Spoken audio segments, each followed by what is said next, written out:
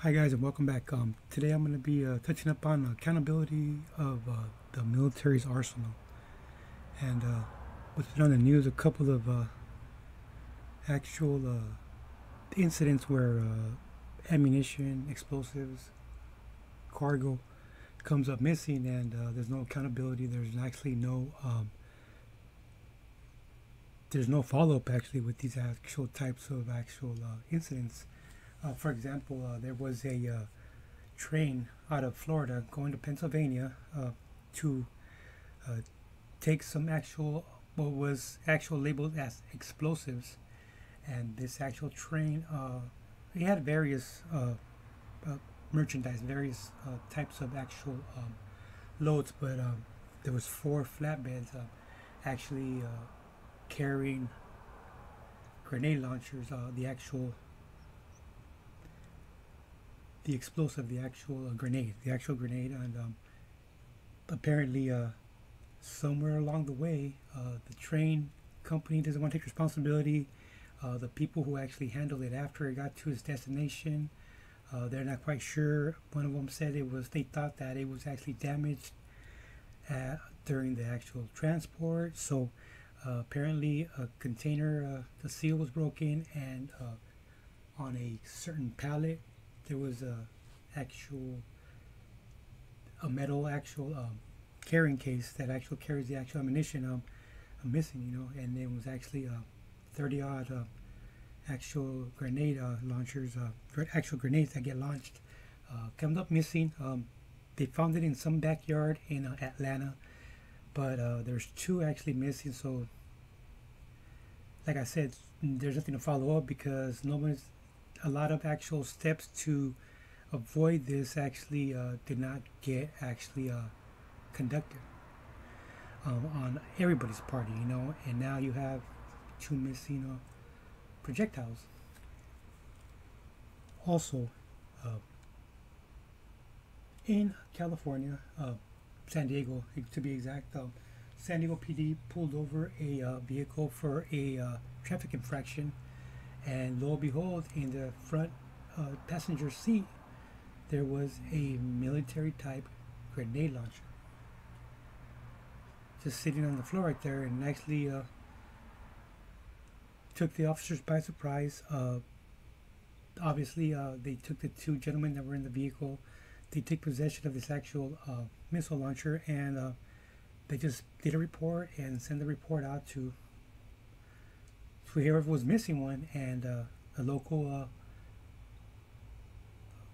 military base took responsibility for it. They verified the serial numbers, and it turned out that they were actually missing this type of actual missile launcher. So now, again, there was no follow up. There was no accountability to how this actually got to this actual vehicle, right? So, I mean, it's not like the military actually investigation's not doing their part. It's just somewhere along the line, you know, it falls on somebody's desk and it doesn't go any further than that. And in addition, apparently in one of the actual bases out in the desert in California, again, there's 10 pounds of C4 actually missing. But that one, they actually did some actual internet sleuthing, and they came up with the actual seller. So they actually nabbed somebody for these actual 10 pounds of C4, military grade C4, and supposedly it's not missing anymore.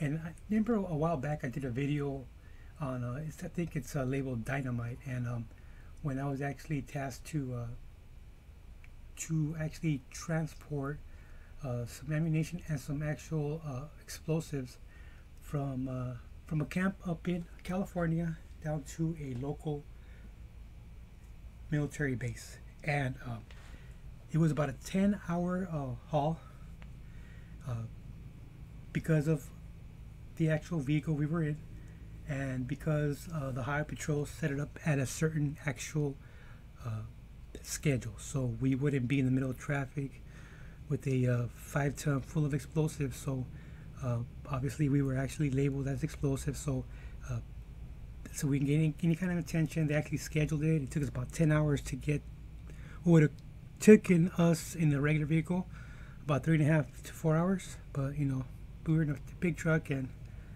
we had to take precautions. So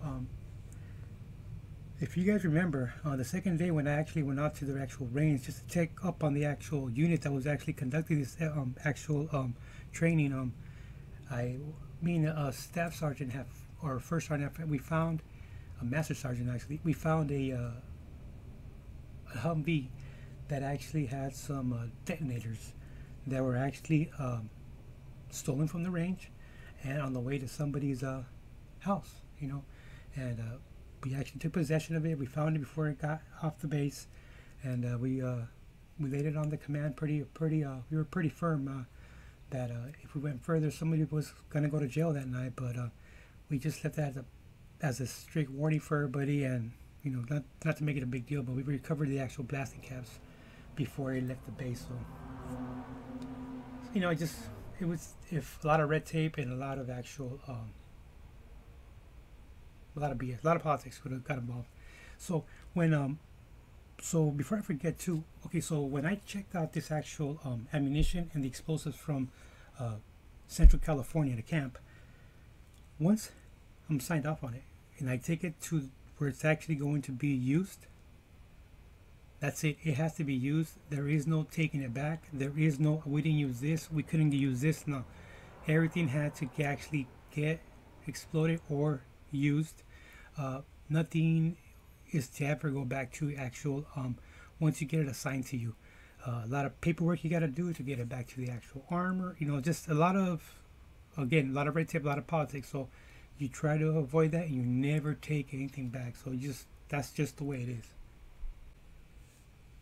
And finally, this is an actual a waste of actual of resources, and I'll tell you why right now. Okay, so apparently there was an associate to a gang or an affiliate to an actual a big prison gang in Central to Northern California, and one particular member was an actual military police at Fort Irwin. Now, if you're familiar with Fort Irwin, California, that is a national training center. That means that all NATO countries, all of actual units, United States, that are actually going to see some kind of theater, they actually stop by. That's actually one of the actual training centers that they actually get checked off on before they get shipped out overseas. So everybody actually attends some sort of a training center before they get deployed out. But in order for the actual training to occur, there has to be a what would be considered an enemy, and that actual base's actual patch is a black horse.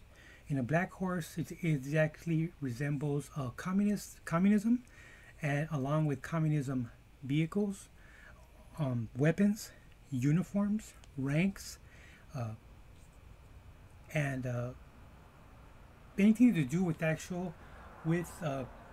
communist actual equipment and uniforms that base actually has on hand.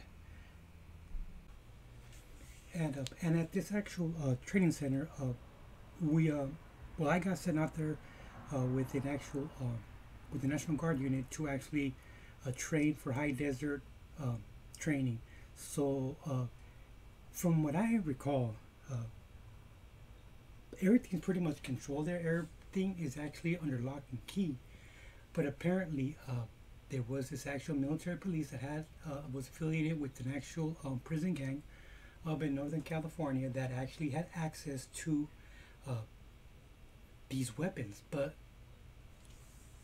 the weapons that they actually stole were the AK-74s, and along with the magazines and ammunition. So for it being the actual training actual prompt, I guess it was stored in a different type of shed or some type of actual location, because they didn't take any M60s or the M14s, whatever's out there now. They didn't take any of the actual American actual weapons. These are all the AK-74s, and along with their magazines and actual ammunition, they took 26 of them along with a sniper rifle. Now, the way they did it, they broke a chain link fence, and then they actually forced their way into the secure door where this actual store these actual assault rifles. And when the alarm triggered, of course, he's an MP, and apparently there was 3 actually MPs involved in this actual theft. But a theft that was really actually unwanted, for the fact that after he took the 26 in his vehicle and he took it back to where his gang, actually the area where he's from, he was peddling these for like $200. And when I say peddling, because he didn't get rid of them all at once, and he actually the report said that they was actually negotiating with one deal that they bought like a handful, and it was conducted in the middle of the night. Who does this kind of actually transaction at midnight, and then you take them to your house and you get it from a shed in the back, what I mean? That's the last thing you want to do, is show them where your actual stash is. Everything just went wrong. This guy didn't have anybody to sell it for. I think he was just trying to get brownie points or whatever, but I mean, it wasn't planned. It wasn't planned out thoroughly, and there was no actual if I could understand if there was a cartel that's actually asking for this actual type of and they would have bought him up quick, no questions asked, and I don't think he would have got the money though. I think they would have took him for a long ride, you know what I'm saying? And but yeah, here he is peddling this actual these weapons, and before you know it, they do the actual investigation. He actually gets arrested, and he actually gets sent to Leavenworth. And Leavenworth, it's hard labor there. It is hard labor, and it's not going to be an easy federal actual time. They actually they don't make it easy for you there, And it's just, it's been on the news that there's no accountability actually for lost actual weapons, and I didn't even realize it was that common, Okay, don't forget to like, subscribe. Thanks a lot, guys.